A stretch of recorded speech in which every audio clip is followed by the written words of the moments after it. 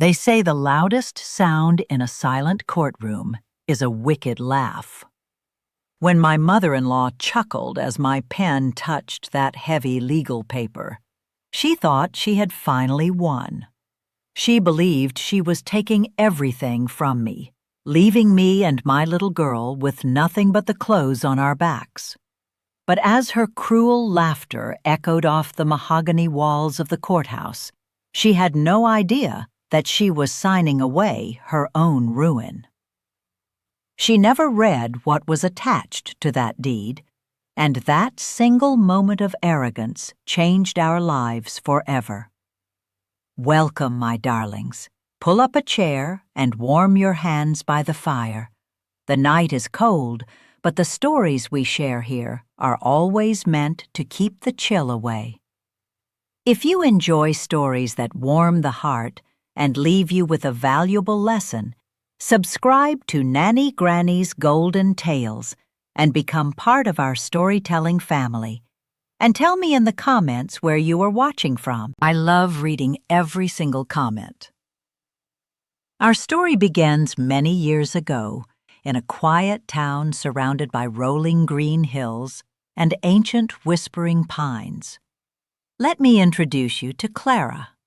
Clara was a gentle soul, a woman whose hands were always stained with the soil of her garden and whose heart was as open as the summer sky. She was married to David, a man with a smile that could melt the winter snow. David was a carpenter, a man who believed that anything broken could be fixed with enough time, patience, and love. But life was not always easy for them. They did not have much money. What they did have was a dream. For 5 long years, Clara and David saved every penny they could spare to buy a dilapidated old farmhouse at the edge of town. The roof sagged, the windows were shattered, and the floorboards groaned underfoot. But to Clara and David, it was a castle. They poured their very souls into that house. Every evening after his regular job, David would work on the farmhouse, hammering, sawing, and rebuilding, while Clara painted the walls in soft, welcoming colors. They planted a garden of hydrangeas and wild roses.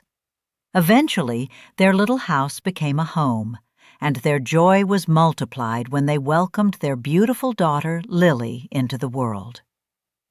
However, there was a dark cloud that constantly loomed over their happiness. That cloud was David's mother, Beatrice.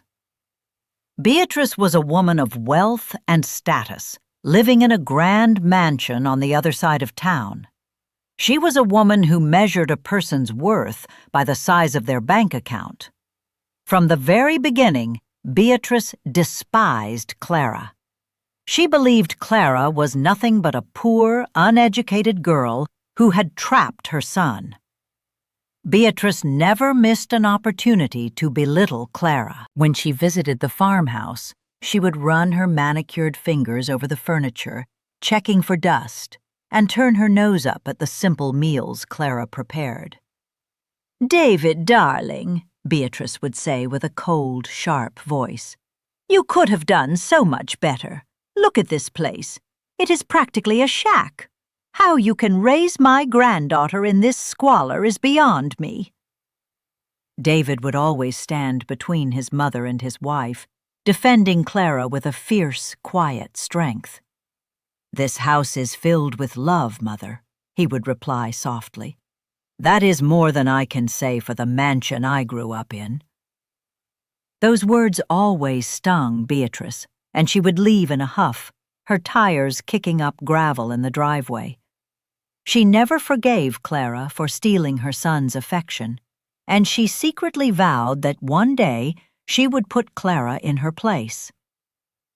The years drifted by, like leaves floating down a quiet stream. The farmhouse grew more beautiful, and little Lily grew into a bright, curious child. But then tragedy struck with the suddenness of a summer storm. David fell ill. It was a sickness that the doctors could not easily name, and it moved quickly. Clara spent every waking moment by his side in the hospital, holding his strong, calloused hands as they grew weak and frail.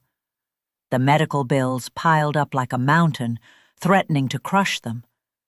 David knew his time was short, and in the quiet hours of the night, when the hospital room was dimly lit and only the steady beep of the machines broke the silence, he worried not for his own life, but for the safety of his wife and daughter. "Clara, my sweet Clara," David whispered one evening, his voice barely a breath.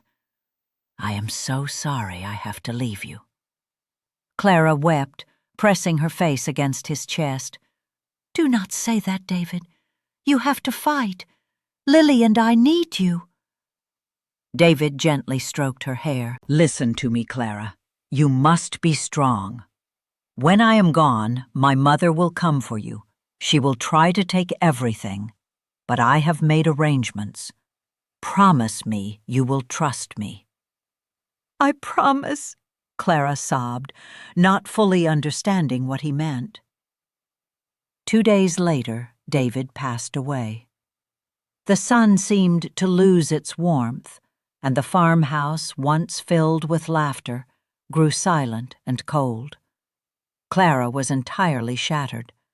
She moved through the days like a ghost, going through the motions of cooking for Lily, tending to the garden, and trying to hold the pieces of her broken heart together.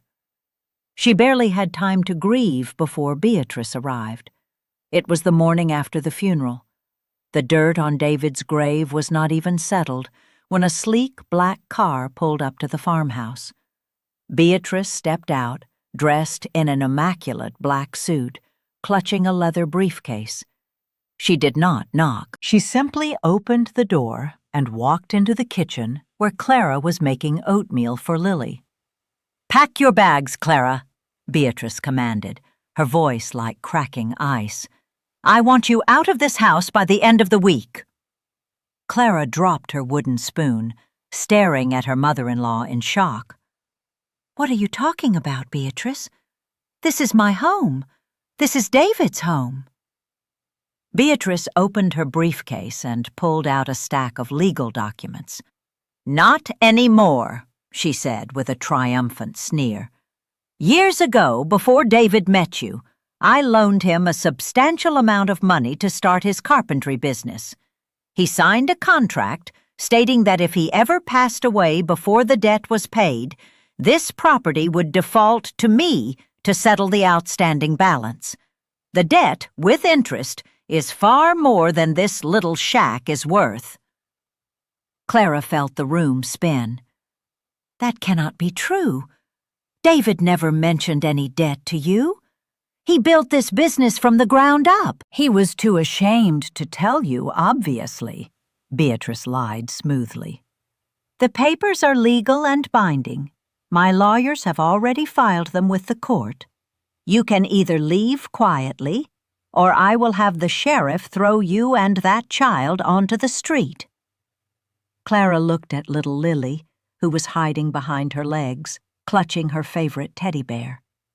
The thought of losing the home that David had built with his own 2 hands, the home that held every memory of his laughter and love, was more than Clara could bear. "I will fight you," Clara whispered, her voice trembling but resolute. "I will not let you take Lily's home." Beatrice simply laughed. It was a dry, hollow sound. "With what money, Clara? You are drowning in medical debt. You cannot afford a lawyer. I will see you in court." As Beatrice left, slamming the door behind her, Clara sank to the kitchen floor and wept. She felt utterly defeated. But as she cried, she remembered David's final words. He had told her that he made arrangements. He had told her to trust him. If you are enjoying this story so far, please take a moment to like the video. It helps these stories reach more people who need a little inspiration today. Now, let us return to Clara's journey. Clara wiped her tears and went up to the attic. It was dusty and filled with old boxes. She searched frantically for hours, opening trunks and looking through old files. Just as she was about to give up, she found a small, locked wooden box hidden beneath a loose floorboard. She remembered David keeping his grandfather's pocket watch in there. She found the small brass key in David's old jacket pocket. When she opened the box, there was no money. There were no hidden gold coins. There was only a sealed envelope with her name written on it in David's familiar, messy handwriting, and a business card for a man named Arthur Abernathy, attorney at law. Clara tore open the envelope. The letter inside read, "My dearest Clara, if you are reading this, it means my mother has done exactly what I feared she would do. She is a woman blinded by greed, and she will try to take the house using that old, outdated contract I signed when I was young and foolish. Do not fight her, Clara. Let her take the house." Clara gasped. Let her take the house? How could David ask her to give up their home? But she continued reading. "Take the business card in this box and go see Mr. Abernathy immediately. He has a very specific document called the Blue Annex. When you go to court, my mother will present her contract. You must agree to sign the house over to her, but you must insist that the transfer is done through Mr. Abernathy's office, and that the Blue Annex is attached to the deed transfer. My mother never reads the fine print when she thinks she is winning. Trust me, Clara. I love you both." The next morning, Clara walked into the dusty, cluttered office of Arthur Abernathy. He was an older man with kind eyes and a bushy white mustache. When Clara handed him the letter, his eyes twinkled with a knowing light. "Ah, yes, David," Mr. Abernathy chuckled softly. "A brilliant young man, a truly brilliant man. He came to me a year ago when he first got sick. He knew his mother's heart better than anyone." "Mr. Abernathy," Clara asked anxiously, "what is the Blue Annex? David told me to let Beatrice take the house, but if I do that, where will Lily and I go? We have nothing." Mr. Abernathy leaned forward, steepling his fingers. "Clara, what you need to understand is that your husband was protecting you from a terrible secret." Years ago, Beatrice's late husband, David's father, left behind a massive hidden tax liability. Beatrice secretly borrowed hundreds of thousands of dollars to cover it up and maintain her lavish lifestyle. Clara's eyes widened. "Beatrice is in debt?" "Up to her neck," the lawyer confirmed. "But here is the catch. When David started his carpentry business, Beatrice manipulated him into co-signing a sweeping liability waiver. Without realizing it, young David accidentally linked this very farmhouse as a secondary collateral for Beatrice's massive, secret bank loans." Clara felt a cold sweat on her neck. "So the bank could have taken our house anyway?" "Exactly," Mr. Abernathy nodded. "When David found out last year, he was furious. He confronted his mother, but she refused to untangle the mess. She wanted the farmhouse as a safety net for her own reckless spending. So David and I drafted the Blue Annex. It is a legal attachment to the property deed. It states that whoever initiates a hostile takeover of this property assumes immediate, full, and sole responsibility for all primary debts attached to the land." Clara was trying to understand. Meaning what, exactly? Mr. Abernathy smiled warmly. "Meaning, my dear, that if Beatrice legally forces the transfer of this house into her own name to satisfy her fake contract, she activates the Blue Annex. By claiming the house, she legally assumes 100% of the liability for her own massive bank loans, and the debt becomes immediately due in full. she will trigger a total default. "But what about Lily and me?" Clara asked. "We still lose our home." Mr. Abernathy opened his desk drawer and pulled out a thick red folder. "David did not just leave you a trap for his mother. He left you a future. Before he got sick, David took out a very large life insurance policy. He knew that if he put it in his own name, his mother would try to seize it as an asset. So he set up a private, irrevocable trust exclusively in Lily's name, with you as the sole trustee. Beatrice cannot touch a single penny of it." Clara covered her mouth, tears of overwhelming gratitude spilling down her cheeks. David had thought of everything. Even in his darkest hours, he had been building a fortress to protect his family. "Grandmother," whispered Lily later that night as Clara tucked her into bed, "what if the mean lady takes our house?" Clara smiled gently, kissing her daughter's forehead. "Then we learn something that a building could never teach us, my sweet girl. We learn that home is not made of wood and glass. Home is the love we carry with us." The day of the court hearing arrived. The courtroom was grand and imposing, with high ceilings and heavy wooden benches. Clara sat at a small table with Mr. Abernathy. Across the aisle sat Beatrice, flanked by two expensive lawyers in tailored suits. Beatrice looked immaculate, her chin held high with an air of absolute superiority. Judge Harrison, a stern-faced woman with sharp eyes, presided over the case.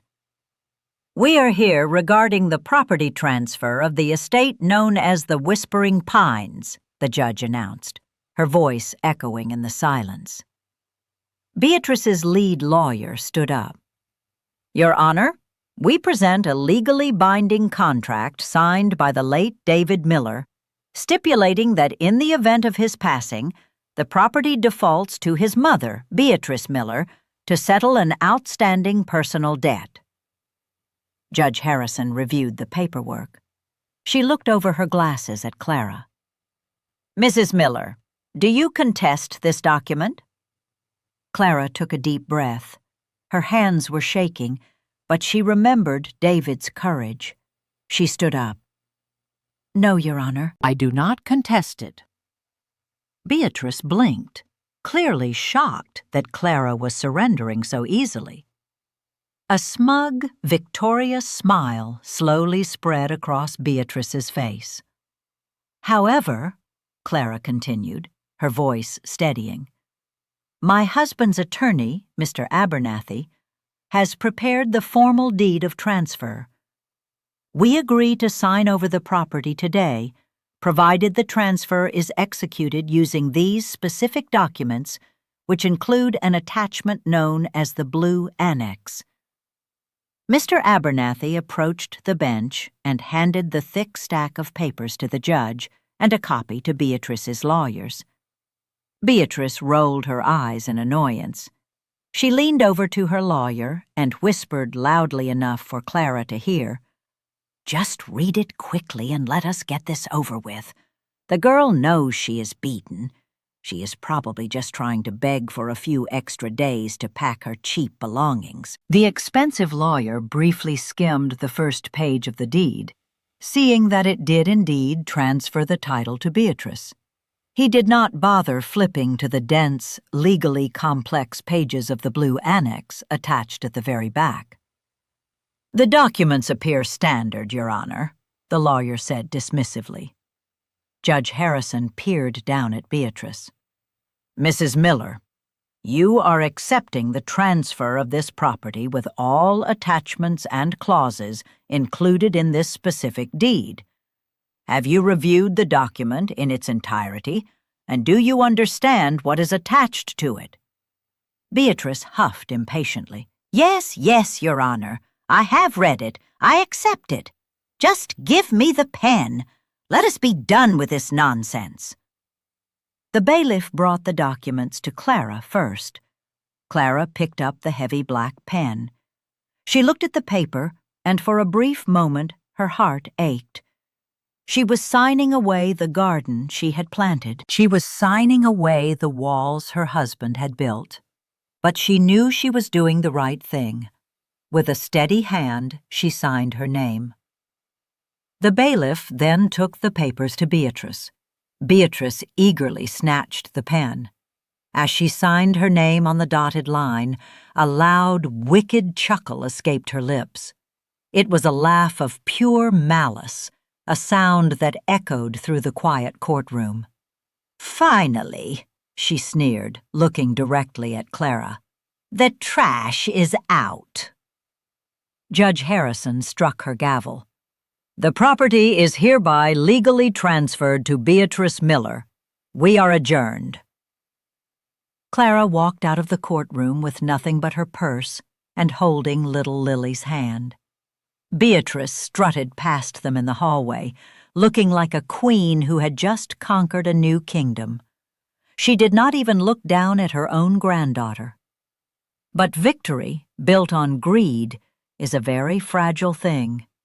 It took exactly 3 weeks for Beatrice's world to collapse. Beatrice had no intention of living in the farmhouse. She immediately contacted a high-end real estate agent to list the property for sale, hoping to turn a quick, massive profit. But when the title company ran the background check on the newly transferred deed, the trap David had so carefully laid finally snapped shut. Beatrice was sitting in her grand mansion, sipping tea, when her phone rang. It was the president of her bank. "Mrs. Miller," the banker said, his tone icy and professional, "we have just been notified that you have executed a hostile assumption of the Whispering Pines property, thereby activating the blue Annex clause." Beatrice frowned, putting her teacup down. "The what? What are you talking about? I simply took back what was mine."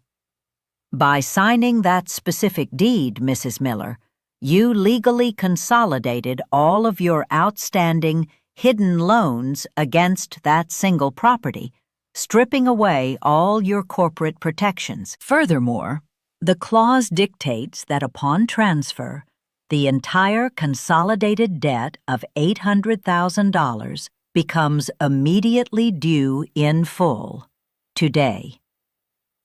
Beatrice felt all the blood drain from her face. "That is impossible.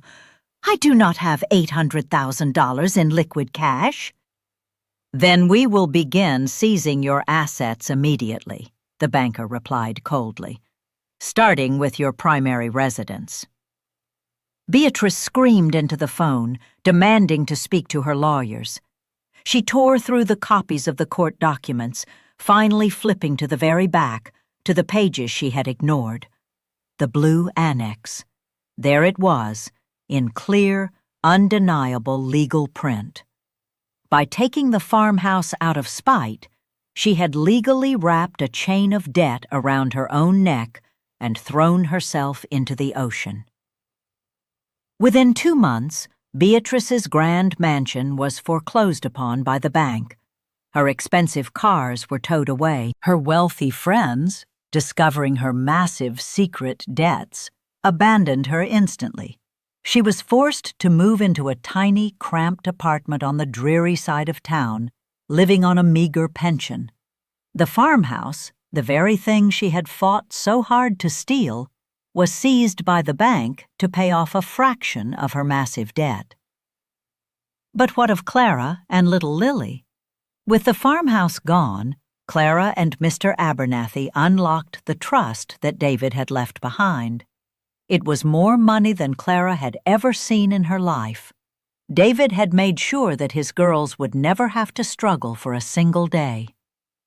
Clara did not buy a grand mansion. That was not who she was. Instead, she bought a beautiful, cozy cottage on a large plot of land near a sparkling blue lake. It had big, sunlit windows and a massive garden where Lily could run and play. She filled the new house with light, with painting, and with laughter. She hired local carpenters to build a beautiful wooden porch, and though the hands that built it were not David's, she knew his spirit was in every piece of wood, protecting them, loving them, and watching over them. Years later, when Lily was a teenager, she asked her mother if they should ever visit Beatrice in her tiny apartment. Clara, whose heart was completely free of bitterness, agreed. They brought Beatrice a basket of fresh food and warm bread. Beatrice was older, frailer, and deeply humbled by the harsh reality of her life. When Beatrice saw Clara standing at her door with a gentle smile, offering kindness instead of revenge, the old woman broke down and cried. She realized, far too late, that the wealth she had spent her life chasing was an illusion, and the family she had thrown away was the only real treasure she ever had. Clara forgave her mother-in-law, not because Beatrice deserved it, but because Clara refused to carry the heavy burden of anger in her heart. She knew that true freedom comes not just from escaping a trap, but from letting go of the desire to see the trapper suffer. And that, my dear friends, is the story of the farmhouse, the wicked laugh, and the blue annex. It teaches us a lesson as old as time itself.